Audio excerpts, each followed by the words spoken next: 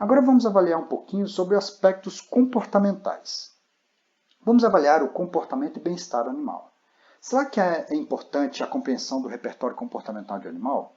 A gente tem que avaliar comportamentos importantes e a necessidade comportamentais dos animais. Além disso, o que seria um comportamento normal de um animal como indivíduo?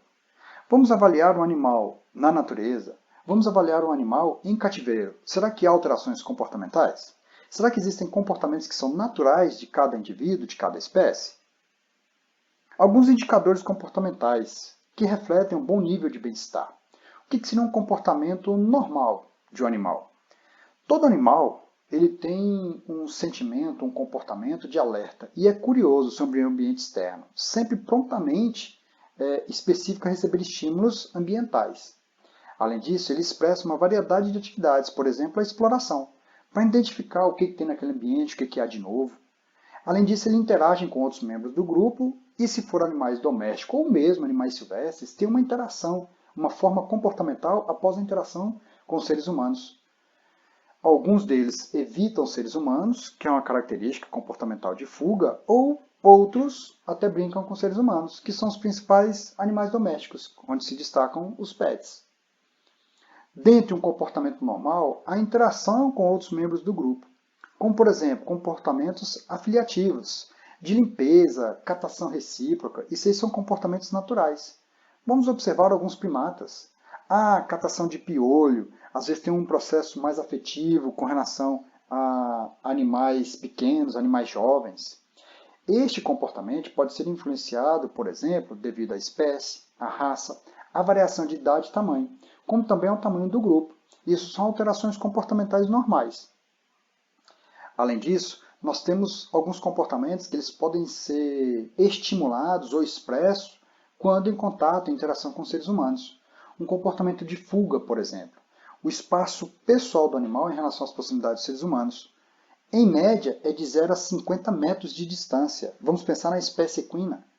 Então, a espécie equina, o animal que não teve contato com o ser humano ou pouco contato, ele tem um estímulo de fuga intenso, justamente porque ele entende que o ser humano é um predador. E é um tempo decorrido de aproximação da pessoa com esses animais. Quanto tempo? Será que isso seria com mais cautela? Será que dá mais medo ao animal? Então isso vai variar com relação a tempo até a assimilação do animal para que a gente haja uma aproximação. Alguns indicadores comportamentais de baixo nível de bem-estar podem gerar alterações de comportamento. Variedade de atividades limitadas, por exemplo, sem brincar, sem resposta a estímulos internos, comportamentos relacionados a doenças, comportamentos de dor, medo ou agressão anormal com seres humanos, brigas. E uma das principais características que podem gerar, que é a alteração comportamental, desencadeando estereotipias. E isso são comportamentos adversos gerados em uma situação de estresse. A falta de estímulo ambiental pode gerar esse processo de estereotipias, derivado de frustração, por exemplo, que acarretam alterações comportamentais anormais. O tédio não específico, por exemplo, é um exemplo de passividade, de estereotipias que são adotadas. Isso tudo, dependendo do tipo de animal, da espécie, ou que pode variar até de acordo com a raça, pode provocar este processo adaptativo, porém desencadeando algumas alterações comportamentais. Ou ainda, não é um processo de estresse, não há um limite entre o estresse e o bem-estar animal na tentativa de adaptação. Então, comportamentos gerados podem culminar em doenças. Uma das características principais é um processo inflamatório. Ou ainda, o processo inflamatório que pode culminar em uma motivação para dormir, afastar-se, parar de comer. Isso é uma característica da maioria das espécies. A doença ela altera algumas necessidades comportamentais. E justamente que a gente deve se basear a importância, quando a gente trata alguns animais em sistemas de confinamento para o tratamento, a importância de uma baia hospitalar que ofereça um espaço e conforto, que não cause outros problemas de bem-estar, como por exemplo estresse por isolamento social. Então isso é importante de ser avaliado. Ainda, comportamentos associados a alterações fisiológicas podem culminar, podem estar associados à dor. Uma dor aguda altera comportamentos gerando má postura. O animal, dependendo do tipo de animal, pode gerar claudicação. ou ainda alterações de conduta, aumento da frequência cardíaca e respiratória, ranger dos dentes, resposta à palpação, vocalização. Isso são características, são condições de estresse que geram comportamentos alterados derivados de uma dor muito aguda, muito intensa. Ou ainda uma dor crônica, uma dor que gera durante muito tempo, que pode gerar uma conduta alterada, como irritabilidade, afastamento social ou agressão, perda de peso. E principalmente, ao tocar, ele tem uma resposta à palpação. Isso é uma dor crônica que pode gerar essa alteração comportamental. Uma situação de medo ou agressão anormal em seres humanos, o que seria, às vezes, uma alteração normal, que pode depender de acordo com a espécie. Se a gente comparar a espécie bovina com os búfalos, a gente tem que os búfalos são espécies mais nativas, que já sofreram um processo de domesticação, porém ainda expressam comportamentos agressivos, considerados como normal para aquela espécie. Alguns animais aprendem a partir de suas experiências. Medo ou agressão normal pode indicar um manejo brusco ou crueldade. Você pode estimular um animal a ter uma alteração comportamental quando este é criado em cativeiro, em situações de confinamento. Justamente porque houve um processo de estímulo à alteração comportamental, como a agressividade sendo um deles. O tempo de interação desses animais com um tratador, por exemplo, pode variar. Às vezes, sobre um aspecto de interação negativa, pode se estender muito prazo. Pensem vocês, ao vocês agirem de forma mais grosseira, bruta, ao tocar um bovino dentro de um curral, será que um segundo estímulo, um segundo impacto momentâneo, segunda interação, será que esse animal não vai ficar muito mais arredio? Ou se você entrar de forma mais calma, mais sutil, será que pode influenciar? Então, com relação ao tempo de interação, vai variar de acordo com o método que você vai utilizar de abordagem a esses animais. E se for uma interação positiva, você vai ter uma facilidade de interação bem maior. Isso é o que o ser humano pode desencadear um processo comportamental naquele animal. Então você gerando alterações que porventura pode gerar até uma situação de estresse, culminando com alterações comportamentais. Outros comportamentos que é bem evidente em situações de grande confinamento, em que são criados alguns animais, são comportamentos redirecionados.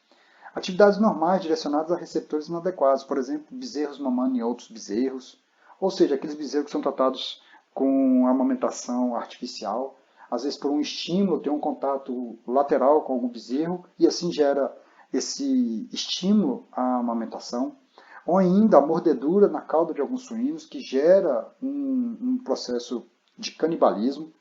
Então isso aí existem alguns agentes estressores devido à alta densidade animal, combinando com redução de espaço, isso aí pode gerar alterações comportamentais. Será que existem formas da gente alterar ou minimizar essa alteração comportamental?